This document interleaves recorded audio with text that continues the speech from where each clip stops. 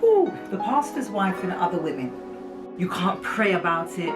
You can't say, well, I don't want to. You have no choice. And it was, and it is, and it was, and it is, and it is, and it is. But man, men still cheat. Come on, pastor's wife, stop acting like we all dressed up like nuns.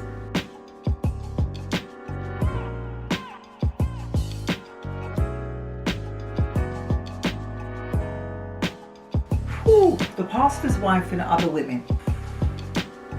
First of all, okay, let's get started. Let me answer that question. I'll answer it. Okay. Let's just cut to the chase. If your husband's been called, by default, you are the first lady, pastor's wife, however you're addressed. There's nothing that you can do about it. You can't pray about it.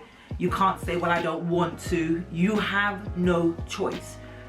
And the reality is, I'm just going to keep it real. He is already overwhelmed with the magnitude of what this new world now means to him. And the truth be told is, you can't come along and say, oh, I'm not sure, I'm nervous. There's no room for me, my experiences, there's no room for that. That's not really considered. It's almost as though everybody just thinks, oh, it's so exciting, you know, and it is, and it was, and it is, and it was, and it is, and it is, and it is. But man, I honestly believe my preparation in the world prepared me for everything that I would experience as a pastor's wife. I honestly believe that wholeheartedly. And I just want to maybe pause to say, anyone that's gone through something, going through something, and you're sort of saying, you know, why me, or, you know, whatever it is, honestly, it's going to play itself out at some point in your life. It's going to play itself out. It's going to play itself out. Some way, somehow, there's going to come a point where the strength you had then is going to carry you through to the next chapter, I'm telling you. So how do I deal with being a pastor's wife and other women? I answer that question by a principle that I lived by before I got saved, before I was even in church, before I became a pastor's wife. And that's the principle that has absolutely carried me through being a pastor's wife around other women. The principle is simply this. When I look at a woman's physique is measured by the size of her bust, the shape, thighs, bum. Those are the things that tend to attract a man, right? Let's just keep it real. But the principle that I have held fast to all my life, from as young as I can remember, men still cheat. Men still cheat. And so I taught myself years ago that I've seen women with the whole 9 yards, looks, face, bust, butt, thighs, everything in proportion, just got it going on. And yet, their man still cheated on them. I've seen women, beautiful, personality intact, everything intact, bam, bam, bam, bam, bam, bam, bam. And yet, the man still cheated. And that is the principle that has got me through. That has been my principle. Whenever insecurity tries to rise up in me, come on, we're females, it rises up in us sometimes. When I have to say to myself, when has a pair of breasts, simple things, stopped a man from looking at another woman? Listen, you could have the biggest pair, he's still going to look at somebody else. You could have the smallest pair, he's still going to look at somebody else. You could have the finest behind, the eyes are going to look somewhere else. You could have the finest, curvaceous, proper Coca-Cola buckle shape. You could have it all going on. My principle remains intact. When I can see a woman who I think is just beautiful, gorgeous personality, everything intact, and still you can cheat on her? Of course we have women all around us, whether you go on holiday, supermarket, down the road, driving in the car, wherever you go, there's going to be someone that's going to walk down and she's going to be kicking it up. She's going to be fly, fly, fly. So it doesn't matter how bam, bam, bam, go. It doesn't matter what I'm presented with. At the end of the day, that is not going to be enough to keep any man. That I know for sure, and that is my principle number one. I see women, and I'm not knocking anyone, anybody that's watching. If you've had, you know, things done to accentuate or to just perfect what's already there, that's your choice. But I always want to make sure that you're doing it for yourself. Have I ever felt intimidated by another woman? Yes, I have. Shock! I know, right? Yes, I have. It was in my head. One thing I can say about my husband is always, I can say it looking in the camera, don't have to look away. Always been honourable in that area. Always, always, always. Never, never. We've been married 23 years this year, and I've never had to look in his phone. I've never had to look in his pockets. I've never had to check anything, ever.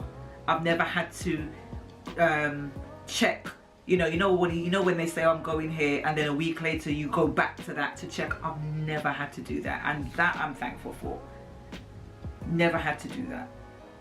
But there was a time when I did feel insecure. I felt, wow, okay, I forgot my principle. It was short-lived, but it happened. I just felt, I found myself comparing, but for the first time, it was all about, you're suddenly finding yourself in an environment where you're, number one, you're invisible. Let's just cut to the chase. Pastors' wives are invisible. When anybody, male, female, even out on the road, when they want to speak to the man of God, you are absolutely invisible. And being invisible was something that I wasn't used to. I thank God that I had that principle when I was in the world, because I quickly snapped myself back in and says, come on girl, stop it. Don't entertain what you don't need to entertain. And there was nothing to entertain. Let me be sure about that. There was nothing to entertain. There was nothing inappropriate happening. There was nothing going on. Oh, wow. Oh, it was an adjustment. But yeah, I did. Told you we're going in. Told you we're going in. Told you. Did I tell my husband how I felt? No. No, of course not. No, you don't want to appear weak. You don't want to appear insecure. After all, he's just doing what he's called to do. And there was nothing to even say, because he wasn't doing anything wrong. He was just doing his job. It was for me to adjust. Have there been similar circumstances? Absolutely not. Absolutely not. Absolutely not. Anyone that knows me, I experienced something once. The second time, this is not. It's not an option. I get a hold of it. I'm very principled like that. I'm very disciplined like that. I understand the power of mind, thought, and I know that if you don't grab a hold of your mind and your thoughts, you are gone. You've lost the battle. You've lost it. So I know immediately, don't even entertain a thought where's it gonna take me? I zap it. So in answer to your question, has that happened again? Absolutely not. Because I hold fast to my principles. Absolutely not. My biggest struggle as a woman, I've had to fight. So I don't see other women as competition. I don't see other women as competition, because every woman has got an insecurity. Not every woman is after your man. I mean, Come on. That's just the truth as well. You kind of flip, I learned to flip the switch. So, am I really going to sit as though, oh my God, there's a woman walking down the road. Come on, do you think we don't go out and guys look at us? Oh, come on, pastors' wives, stop acting like you're all dressed up like nuns. This is how you have to be. You have to set your parameters and set them good. Oh my God, am I pretty enough? No. Of course, I'm not saying you don't want to say, baby, how do I look? How do I look? Of course. But get some backbone. Or what I need you to do is assert yourself within your marriage. Assert what you bring to the table. I don't bring everything to the table, but what I do bring to the table matters. And because I know that what I bring to the table matters, that's where my power is. And that's what enables me to sit in the presence of whoever, however glamorous you are. Bring it on, baby girl. I'm going to celebrate you because you look fine. You look hot. My women come to church. I'm like, girl, you're popping today. Bam, you're looking good. I'm not scared. We celebrate each other. I've learned to celebrate other women rather than be inferior. It's a powerful thing when you can see another woman and she turning up, she come to church and I'm like, damn, you're looking fine. What am I going to do? Oh my God, sort that out. I'm telling you, it's a mind game out there, and you better be strong in this. You better get it right, because otherwise you'll be destroyed. What's my opinion on the way women dress? I don't really get drawn into it. I honestly don't.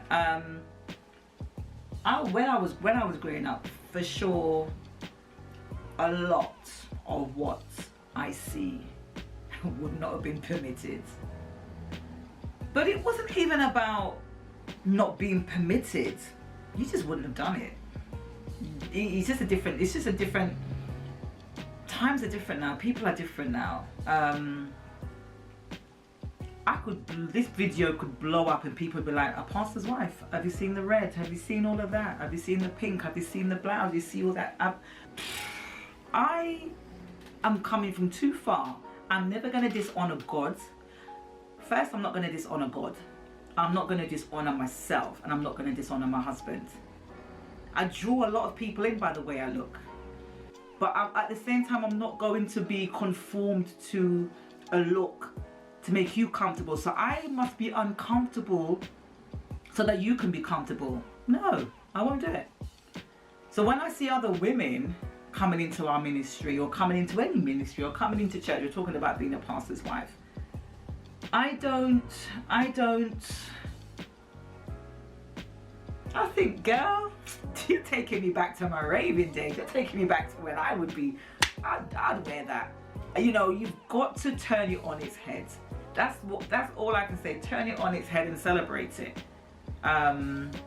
Celebrate it. Just celebrate it. Don't let it become a stronghold. Ooh, this is a good question. How do you protect your husband? How do you protect your husband against women with ungodly intentions? Ooh, I told you we're going in. I told you we're going in.